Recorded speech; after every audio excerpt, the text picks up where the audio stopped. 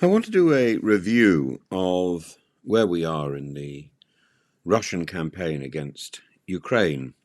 In February 2022, Vladimir Putin launched what he euphemistically called the special military operation in Ukraine. It was, in truth, an unprovoked, ill-considered, full-scale invasion.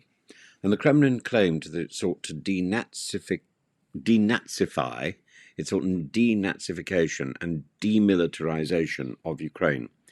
It accused Kyiv of posing a security threat and of oppressing Russian speakers. These were propaganda pretexts to justify naked aggression. The real motives were simpler, older, and imperial, and there'd been paramilitaries on the ground from about 2014.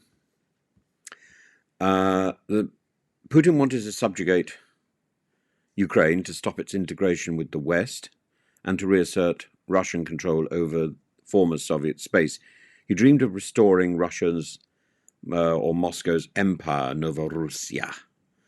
And critically, the plan assumed speed. Russia sought a decapitation strike on Kyiv, expecting to topple President Zelensky's government in days and install a puppet regime. It was to be a swift, clean victory. Instead, it was a catastrophic miscalculation. Ukraine fought back ferociously. Western allies armed it, and Russia's forces failed even to secure Kyiv's outskirts. Within weeks, the three-day war was revealed as a fantasy. At first, Russia's propaganda machine controlled the domestic narrative. The invasion was cast as defensive and righteous.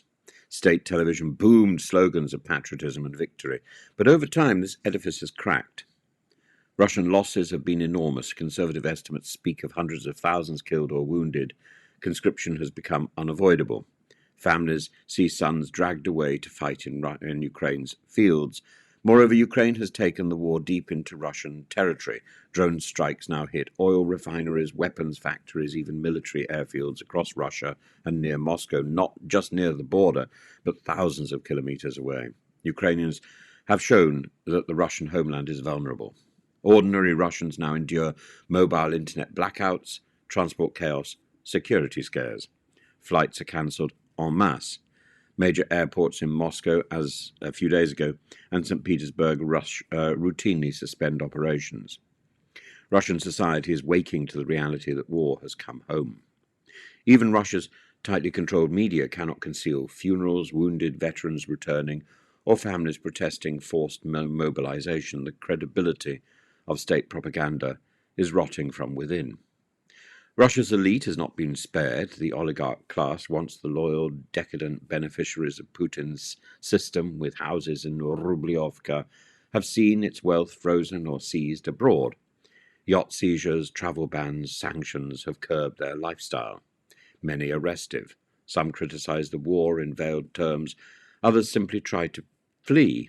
A pattern of suspicious deaths, oligarchs falling from windows, dying of heart failure, or committing suicide in grotesque circumstances, has become grimly familiar. These deaths, often staged, show both paranoia at the top and violent settling of scores within the system. The former transport minister, Roman Starovit, is only the latest in this series. He was dismissed by Putin, then found dead in an apparent self-inflicted gunshot in his car. But his real crime was presiding over a catastrophic corruption of Russia's fortification program in Kursk. Money for defensive lines was stolen, leaving only shallow trenches, which Ukraine forces easily bypassed. Starovit's death shows the fear gripping Russia's elite and the Kremlin's ruthless scapegoating of its own. The middle class has suffered too. Professionals fled Russia in droves to avoid conscription and economic collapse, and those who stayed face inflation, high interest rates, and a volatile ruble. Western companies left. Imported goods are scarce and expensive. Butter is padlocked in the supermarkets. The economy is forcibly redirected towards military production, a war economy that consumes resources but creates very little prosperity. In urban neighborhoods, draft raids terrorize residents. Conscripts are snatched from workplaces and homes and universities. Above all, the promise that underpinned Putin's authority, stability and modest prosperity in exchange for political passivity, has been shattered. The social contract is gone. Russians may not revolt in the street yet, but quiet loyalty is eroding fast. Ukraine's drone and missile strikes inside Russia have a psychological impact that cannot be overstated. From Belgorod to deep industrial hubs, even the capital Moscow itself, nowhere is safe. This is a profound reversal. Putin sold himself as the guarantor of order, but now Russians queue in airports as flights are grounded for fear of Ukrainian drones. Residents in far-flung regions lose mobile service as the state cuts connections to disrupt Ukrainian targeting. The illusion of control, the bedrock of dictatorship, is collapsing. Russians are asking hard questions about why their air defenses fail, why the war they were told was necessary is destroying their own safety. This war will define Putin's legacy as catastrophic failure. He has turned Russia into a global pariah. He has destroyed its economy's openness and its future growth. He has bled its military white in a futile war of conquest. Internally, the Kremlin shows signs of cracking. Purges are accelerating. Generals are sacked, arrested, or simply vanish. Factional rivalries deepen.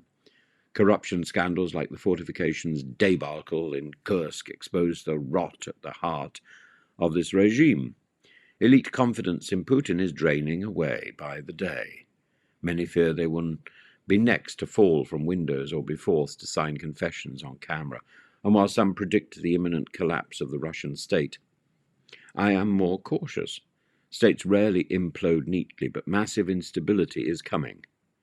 The Putin system, under this illusion, Putin or not Putin, doppelgangers or not, it's Schrodinger's cat, because Putin is a concept. States, when they start to tumble, like dominoes, will eventually fall. The Putin system is falling. It cannot admit error, it cannot reform, it cannot win. Ultimately, the special military operation that was supposed to cement Putin's greatness has indeed exposed the limits of his power, the depth of his corruption, the vulnerability of the Russian state, the possibility that Putin himself is already dead. The rumors are there, they were in Telegram in 2023. The war in Ukraine has become the defining disaster of Putin's rule.